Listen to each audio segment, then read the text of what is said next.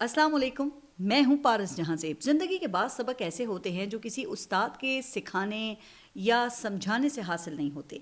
जब इंसान सरकशी पर उतर आए ना तो सबक ज़िंदगी खुद ही इंसान को अच्छी तरह सिखा देती है।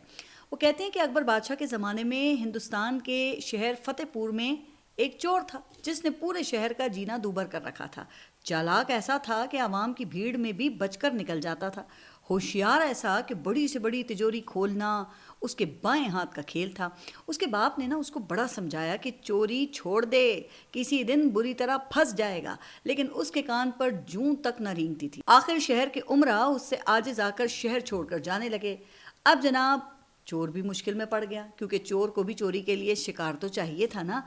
अब चोर को एक तरकीब सूझी। उसने ये कहा कि इन छोटी छोटी चोरियों से बेहतर ये है कि एक ही मर्तबा कोई बड़ा हाथ मारकर अपनी ज़िंदगी संवार ले। उसने अकबर बादशाह के महल में फिर चोरी करने का फैसला कर लिया। बाप को पता चला तो उसने फिर समझाया कि बेटा वहां पकड़ा गया ना तो अकबर बादशाह के सिपाही तेरी खाल उतार देंगे। लेकिन चोर वो तो और कॉन्फिडेंस में खुद को 30 मार खान समझ बैठा था। एक रोज रात गहरी हो गई तो वो अकबर बादशाह के महल में चला गया। अब उसे मालूम ही नहीं था कि अकबर बादशाह के महल में तो आला नस्ल के खौफनाक कुत्ते हैं जो दूर से ही किसी अनजान शख्स को देखकर सूंघ लेते हैं। कुत्तों ने शोर मचाकर पूरे महल को सर पे उठा लिया और चोर वो पकड़ा गया।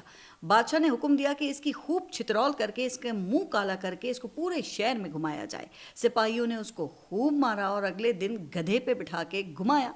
अच्छा, चोर का बाप भी वहां से गुजर रहा था। उसने जब ये देखा तो दुख भरे लहजे में बेटे से कहा कि मैंने तुझे कितना समझाया था लेकिन तू नहीं माना।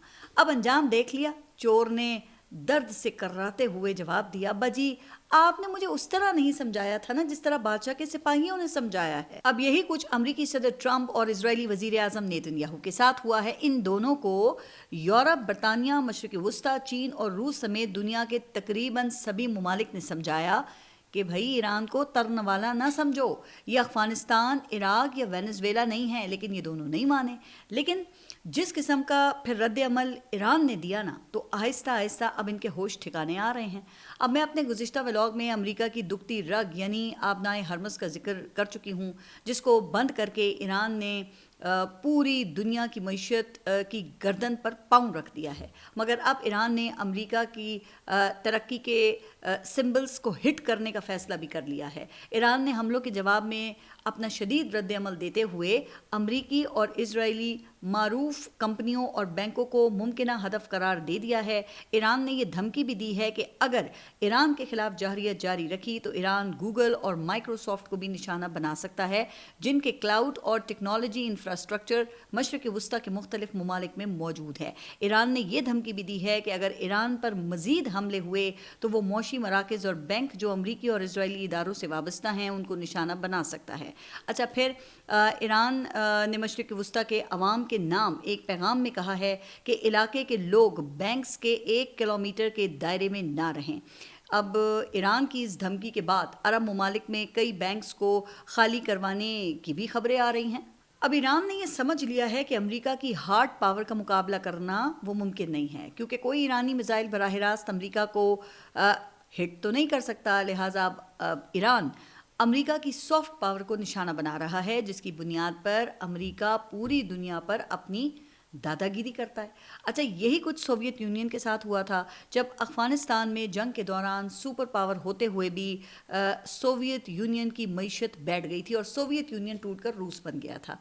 सिर्फ यही नहीं, ईरान ने दुनिया को खबरदार भी किया है कि दुनिया तेल की कीमत $200 फी बैरल होने के लिए तैयार रहे। ईरान की पॉलिसी अब दुश्मनों पर सिर्फ ये जवाबी हमले तक बरकरार नहीं रहेगी, बल्कि अब वो दुश्मनों पे बढ़ चढ़ कर और पे दर पे हमले करेंगे। ईरान की मुश्तरका फौजी कमान खातमुल अनबिया सेंट्रल हेडक्वार्टर्स के तर्जुमान इब्राहिम जुल्फ़िकारी ने अमेरिका को खबरदार किया है कि ईरान आबनाए हरमस से एक कतरा तेल भी अमेरिका, इजराइल या उनके इत्तहादियों तक जाने नहीं देगा, जिससे आलमी मंडी में तेल की कीमतें $200 फी बैरल तक जा सकती हैं। यानी अगर खुदा न खास्ता ये हो गया तो पाकिस्तान पर इसका जो असर पड़ेगा वो हमारे तसव्वुर से भी बाहर है। सिर्फ $100 फी बैरल होने पर हमारी ये जो लाडली हुकूमत है इसने पेट्रोल कोई 55 रुपये फी लीटर बढ़ा दिया है और अब न जाने یہ عوام پر کون سا پیٹرول بم گرانے کا سوچ رہے ہیں؟ تو جناب اگر یہ قیمت $200 فی بیرل ہو گئی تو پھر پاکستان میں کیا حال ہوگا؟ لیکن اس کا اثر صرف پاکستان میں ہی نہیں پوری دنیا پر بھی پڑے گا۔ خود امریکی عوام کے لیے پیٹرول خریدنا ظاہر ہے کہ وہ ناممکن ہو جائے گا، اور عین ممکن ہے کہ امریکہ اور یورپ کی سڑکیں ٹرمپ کے مخالفین سے بھر جائیں اور ٹرمپ کے مجسمے وہ امریکی سڑکوں پر جلائے جانے لگیں۔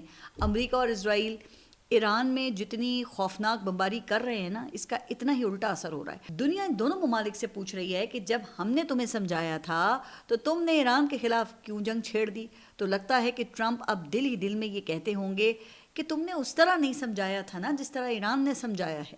لیکن اس جنگ میں ایران کا بھی شدید نقصان ہو رہا ہے۔ اس جنگ میں 1300 سے زائد ایرانی شہید ہو چکے ہیں، جس میں 170 بچیاں بھی شامل ہیں، اور یہ اسی اسکول کی بچیاں ہیں جو امریکی ٹوماہاک میزائل گرانے سے شہید ہو گئی تھی۔ اور جب یہ ٹرمپ سے اس کے متعلق سوال پوچھا گیا تو بھائی انہوں نے تو کمال ڈھٹائی اور بے شرمی سے جواب دیا کہ انہیں تو اس بارے میں کچھ معلوم ہی نہیں ہے، ہو سکتا ہے کہ ایران نے خود ہی اسکول پر میزائل گرا کر نام وہ امریکہ کا لگا دیا ہو۔ تو اب یہ کس قدر آپ دیکھیں کہ مذاق خیز دعویٰ ہے۔ اس کا اندازہ آپ اس بات سے لگا سکتے ہیں کہ فوٹیج میں اسکول پر یہ ٹوماہاک میزائل گرتے ہوئے صاف دیکھا جا سکتا ہے، جبکہ ایران کے پاس کوئی یہ ٹوماہاک میزائل موجود نہیں ہیں، اور یہ میزائل صرف امریکہ سمیت گنتی کے چند ممالک کے پاس ہی موجود ہے۔ اب اس بات کی تصدیق امریکہ کی ڈیموکریٹک پارٹی سے تعلق رکھنے والے سینیٹر چک شومر نے بھی کی ہے۔ اچھا، پھر ایران کے جو نئے سپریم لیڈر آیت اللہ خامنائی کے بیٹے ہیں مجتبیٰ خامنائی، ابھی تک وہ منظر عام پر نہیں آئے ہیں، جس سے ان سے متعلق پھر غلط فہمیاں جنم لینے لگی ہیں۔ اب مجتبیٰ خامنائی وہ اس وقت کہاں ہیں، اگر وہ زندہ ہیں تو وہ کس حالت میں ہیں، یہ سب میں آگے چل کر آپ کو اسی ولاگ میں بتاؤں گی۔ لیکن فی الحال ذرا پاکستان کے حوالے سے بھی کچھ ڈسکس کر لیتے ہیں۔ جہاں ہماری حکومت کی ایک طرف آگ ہے تو دوسری طرف کھائی ہے، اور پاکستان ایران اور سعودی عرب کے درمیان سفارتکاری کی کوششیں کر رہا ہے، جو ایک ظاہر ہے کہ مثبت بات ہے، لیکن ابھی تک ان کوششوں کا کوئی بھی نتیجہ نہیں نکل سکا ہے۔ یہ صورتحال اس لیے بہت سنگین ہے چونکہ پاکستان اور سعودی عرب کے درمیان ایک اسٹریٹجک دفاعی معاہدہ موجود ہے، اور یہ معاہدہ پاکستان کو پابند کرتا ہے کہ اگر سعودی عرب پر کوئی بیرونی حملہ ہو تو پاکستان سعودی عرب کا ساتھ دے۔ لیکن ایران وہ پاکستان کا پڑوسی اور سعودی عرب کی طرح برادر اسلامی ملک ہے، لہٰذا ایران کے ساتھ براہ راست تصادم کسی صورت بھی یہ پاکستان کے مفاد میں نہیں ہے۔ اچھا، آپ کے علم میں ہے کہ پاکستان کے فیلڈ مارشل سعودی عرب کا ایک دورہ کر چکے ہیں، اور کل وزیر اعظم شہباز شریف نے ایرانی صدر کے ساتھ ٹیلی فونک گفتگو میں ایران کو رضامند کرنے کی بھی کوشش کی کہ وہ سعودی عرب پر حملے روک دیں۔ اچھا، پھر جواب میں ایرانی صدر کا کہنا تھا کہ ایران کا خطے کے دیگر ممالک کے ساتھ کسی تنازع میں پڑنے کا کوئی ارادہ نہیں ہے، اور دونوں رہنماؤں نے اس بات پر اتفاق کیا کہ موجودہ علاقائی صورتحال میں باہمی رابطے اور مشاورت کو جاری رکھا جائے گا تاکہ خطے میں امن، استحکام اور ترقی کے مشترکہ اہداف کو آگے بڑھایا جا سکے۔ تو اب آپ اندازہ کیجئے کہ بھارت کو جنگ میں شکست دینے کے بعد سے موجودہ حکومت سب سے بڑا کریڈٹ اپنی خارجہ پالیسی کا ہی لیا کرتی تھی نا۔ کل اقوام متحدہ کی سلامتی کونسل میں 2 قراردادیں پیش کی گئیں۔ ایک قرارداد میں ایران کے عرب ممالک پر حملے روکنے کا مطالبہ کیا گیا۔ 135 ممالک نے اس قرارداد کی حمایت کی۔ پاکستان نے بھی قرارداد کے حق میں ووٹ دیا، جبکہ روس اور چین غیر جانبدار رہے۔ دوسری قرارداد میں تمام فریقین سے جنگ روکنے کا مطالبہ کیا گیا تھا۔ پاکستان نے اس قرارداد کے حق میں بھی ووٹ دیا، لیکن یہ قرارداد منظور نہیں ہو سکی۔ دوسری طرف ٹرمپ صاحب نے اعلان یہ کیا ہے کہ امریکہ میں 50 سال میں پہلی مرتبہ ایک نئی آئل ریفائنری قائم کی جائے گی، جس کے لیے سرمایہ کاری بھارتی ارب پتی مکیش امبانی کی کمپنی ریلائنس انڈسٹریز کرے گی۔ ٹرمپ نے یہ بھی کہا ہے کہ $300 ارب کا تاریخی یہ معاہدہ امریکہ کی تاریخ کی سب سے بڑی ڈیل ہے۔ امریکی ریاست ٹیکساس کی بندرگاہ میں یہ نئی ریفائنری امریکہ کی معیشت اور قومی سلامتی کو مضبوط کرے گی۔ تو جناب، یہ پڑی ہماری خارجہ پالیسی اور یہ پڑا ہمارا بیانیہ۔ ٹرمپ کی جانب سے بھارتی جہاز گرائے جانے کے کلپس وہ مزے لے لے کے ہم شیئر کر رہے تھے۔ ٹرمپ کو 2 مرتبہ نوبیل انعام کے لیے نامزد کر کے پوری دنیا میں اپنا مذاق بنوایا، اور ٹرمپ کے غزہ امن بورڈ میں بھی بڑے زور و شور سے یہ شامل ہوئے تھے۔ لیکن ٹرمپ کے ایک غلط فیصلے سے جہاں پوری دنیا کا امن تباہ ہو گیا ہے، وہیں کہا جا رہا ہے کہ پاکستان کی خارجہ پالیسی ایک خطرناک دوراہے پر آ کر کھڑی ہو گئی ہے۔ پاکستان کی ذرا سی غلطی پاکستان کو نہ صرف اس جنگ میں جھونک سکتی ہے، بلکہ پاکستان کی قومی سلامتی کو سنگین خطرات لاحق ہو سکتے ہیں۔ اب ایک طرف آپ دیکھ لینا کہ ہم افغانستان کے ساتھ حالت جنگ میں ہیں، دوسری طرف یہ بھارت ہے، تیسری طرف ایران، اور چوتھی طرف ہماری اندرونی مذہبی فرقہ وارانہ فالٹ لائنز، جن پہ میں ایک ولاگ میں بھی بات کر چکی ہوں۔ اچھا، پھر دوسری طرف حکومت کے لیے سیاسی اور عدالتی میدان سے بھی کچھ اچھی خبریں نہیں آ رہی ہیں۔ یہ گزشتہ روز اسلام آباد ہائی کورٹ میں 190 ملین پاؤنڈ کیس میں عمران خان اور بشرا بی بی کی سزا معطلی کی درخواستوں پر سماعت کے لیے 2 رکنی بینچ کے سامنے بیرسٹر سلمان صفدر اور اعتزاز احسن صاحب پیش ہوئے۔ اعتزاز احسن نے کہا کہ انہوں نے power of attorney Imran Khan سے تصدیق کرانے کے لیے کھوسا صاحب کو بھجوایا تھا، لیکن وکالت نامے کے حصول کے لیے انہیں اڈیالہ جیل کے قریب بھی نہیں جانے دیا گیا۔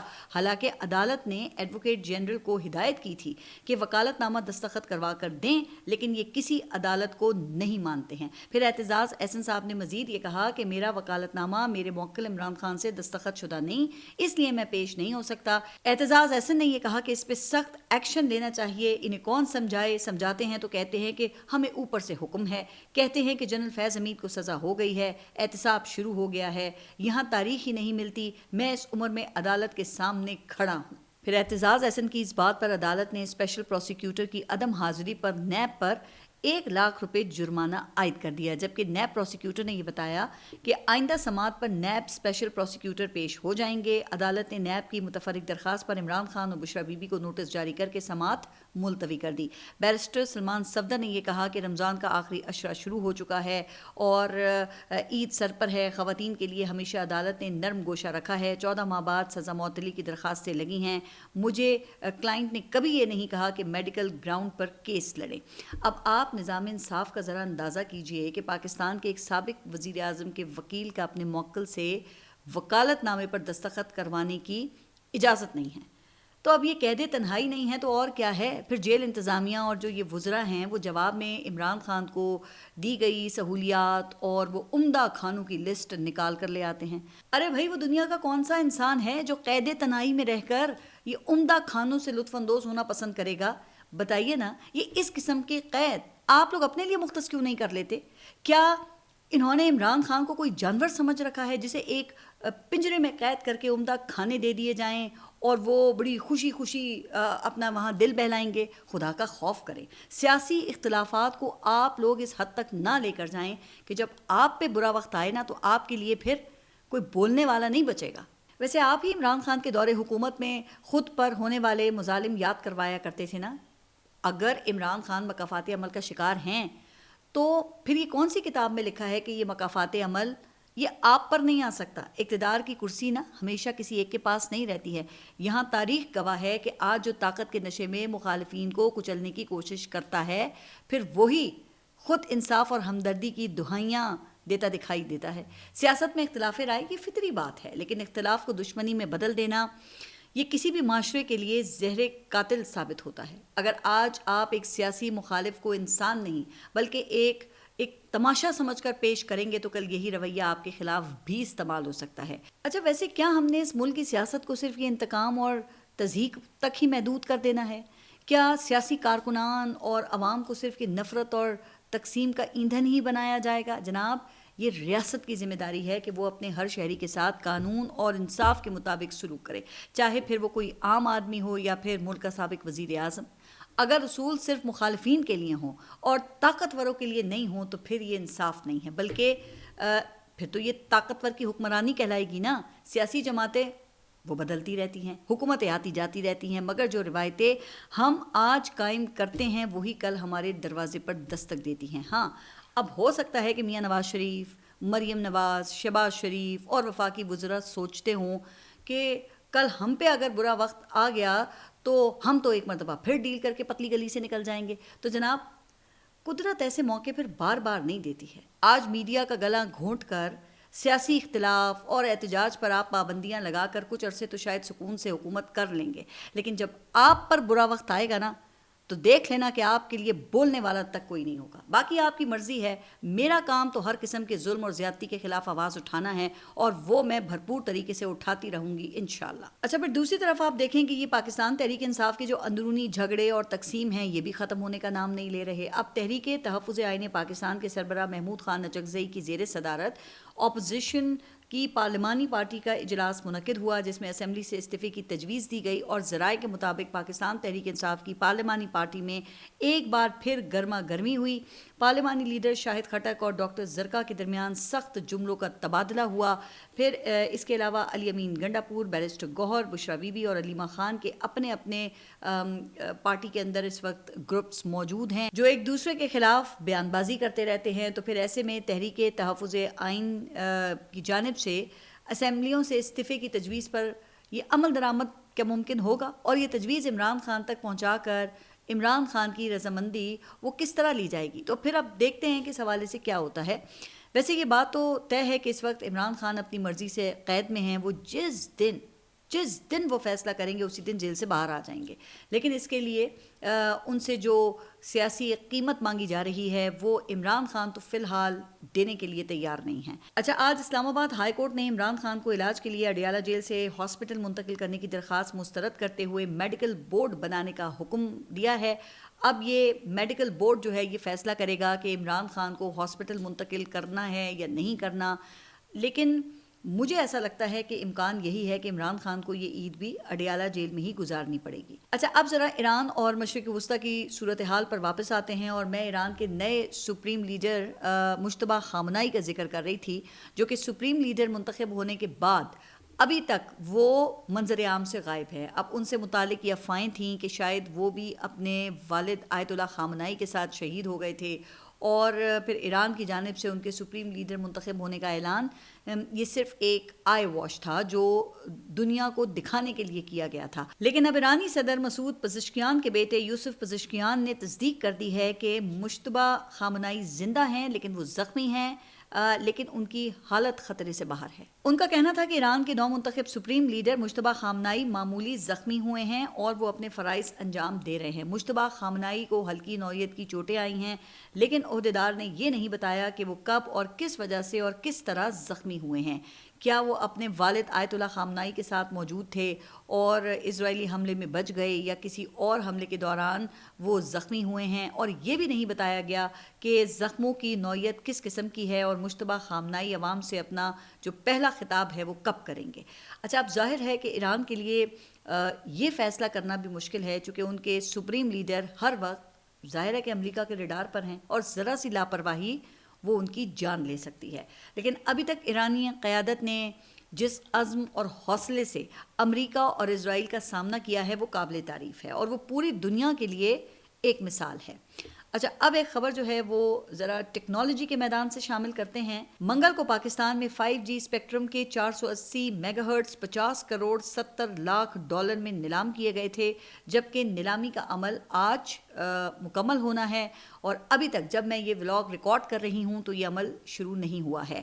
ٹیلی کام آپریٹرز جیز، زونگ اور یو فون نے نیکسٹ جنریشن کی موبائل سروسز متعارف کروانے اور ڈیجیٹل رابطے کو وسعت دینے کے لیے فریکوینسیز حاصل کی. اس نیلامی میں جیز سب سے بڑا خریدار بن کر سامنے آیا ہے، جس نے 190 میگا ہرٹز خریدے، جبکہ یو فون نے 180 اور زونگ نے 110 میگا ہرٹز اسپیکٹرم خریدے. اچھا، ویسے اب یہ خوشی کی بات ہے کہ پاکستان اب 5G کی طرف جا رہا ہے، لیکن یہاں سوال ٹیلی کام کے انفراسٹرکچر کا ہے. یہ بالکل ایسے ہی ہے جیسے آپ موجودہ جو ریلوے ٹریکس ہیں ان پر کوئی بلٹ ٹرین چلانا شروع کر دیں تو پھر جو حال ہوگا وہ آپ بہتر جانتے ہیں. اچھا، اس وقت پاکستان کے ٹیلی کام سیکٹر کی صورتحال یہ ہے کہ 4GB وہ 3G کی اسپیڈ سے چلتا ہے، اور کئی علاقوں میں ابھی تک یہاں مکمل موبائل سگنلز موجود نہیں ہیں. پاکستان کی جو کال کوالٹی ہے وہ انتہائی خراب ہے، اور پھر شارک مچھلیاں ان کا تو آپ کو پتہ ہے نا، وہ کبھی بھی جوش میں آ جاتی ہیں اور پھر کسی بھی وقت انٹرنیٹ کیبل کاٹ کر پاکستان کے انٹرنیٹ کی ایسی کی تیسی پھیر دیتی ہیں. ابھی زیادہ عرصہ نہیں گزرا کہ ایک فائر وال پر 40 ارب روپے خرچ کیے گئے ہیں، اور اس کی وجہ سے انٹرنیٹ جو ہے وہ سلو ہو گیا. IT کمپنیز کو اربوں کا نقصان ہوا، اور اب خاموشی سے اس فائر وال کو بند کر دیا گیا ہے جو اطلاعات ہیں، کیونکہ وہ پاکستان سے کمپیٹیبل نہیں ہو سکی. لیکن اس پر جو اربوں کا نقصان ہوا ہے بھائی، اس کا حساب کون دے گا؟ کیونکہ پاکستان میں احتساب یا تو آپ کو پتہ ہے صرف اپوزیشن کا ہوتا ہے یا پھر یہاں غریب کا ہوتا ہے. تو آپ کے خیال میں کیا 5G اسپیکٹرم پاکستان میں IT کے لیے کوئی گیم چینجر ثابت ہو سکے گا؟ یہ آپ نے مجھے اپنے کامنٹس میں بتانا ہے. اچھا، آپ ذرا ایک اور خبر بھی شامل کرتے ہیں جو سندھ سے ہے، جہاں ایک انہونی ہوئی ہے. مسلم لیگ نون کے ایک پرانے رہنما کی قربانیاں وہ رنگ لے آئی ہیں، اور یہ رہنما میاں محمد نواز شریف کی خاطر ججوں کو دھمکیاں دینے پر نااہل ہو کر 1 ماہ انہوں نے جیل کاٹی تھی، لیکن پارٹی قیادت کی طرف سے ان کے لیے نو لفٹ کا بورڈ لگا ہوا تھا۔ اب بالآخر یہ بورڈ ہٹا کر ویلکم ہوم کا بورڈ لگا دیا گیا ہے۔ جی ہاں، میں مسلم لیگ نون کے رہنما نہال ہاشمی صاحب کی بات کر رہی ہوں، جنہیں اب گورنر سندھ تعینات کر دیا گیا ہے اور کامران ٹیسوری کی چھٹی ہو گئی ہے۔ اب جناب کامران ٹیسوری نے کس کو ناراض کیا ہے یا کس کی امیدوں پر پورا اترنے میں ناکام رہے ہیں، اور کیا نہال ہاشمی پارٹی قیادت کے ساتھ ساتھ ان کی امیدوں پر بھی پورا اترنے میں کامیاب ہوں گے، اس پر چلیں پھر کسی ولاگ میں بات کریں گے۔ آپ سب اپنا خیال رکھیے اور اگلے ولاگ تک کے لیے اللہ حافظ۔